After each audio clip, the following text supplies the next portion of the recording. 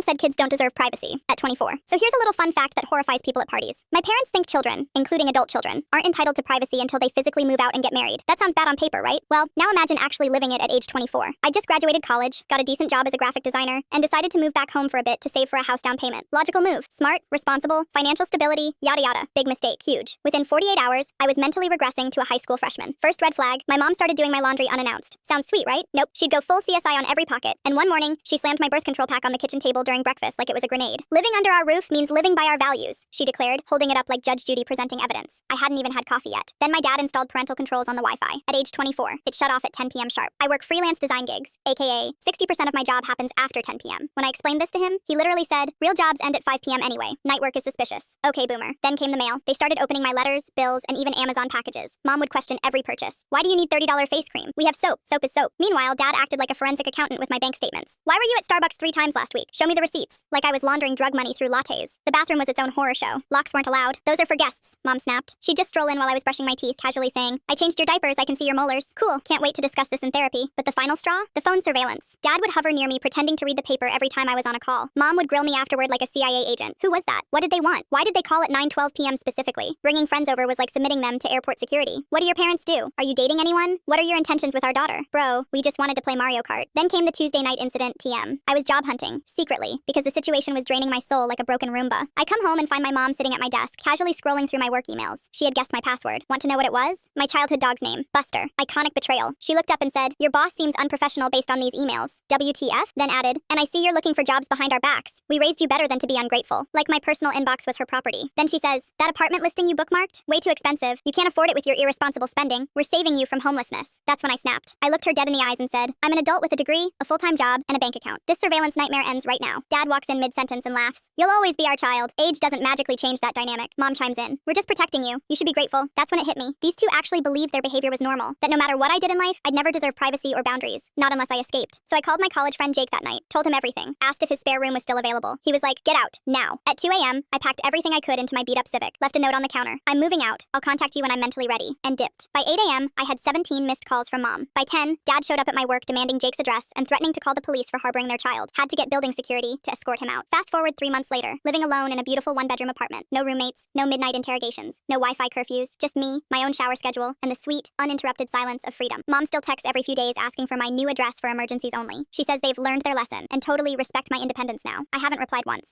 Some people say I overreacted, that they were just concerned, and it was all out of love. But if your mom is timing your showers and reading your emails at 24 years old, that's not love, that's psychological control. And the weirdest part, they still tell our relatives I ran away without warning, like wanting basic human dignity is some sort of betrayal.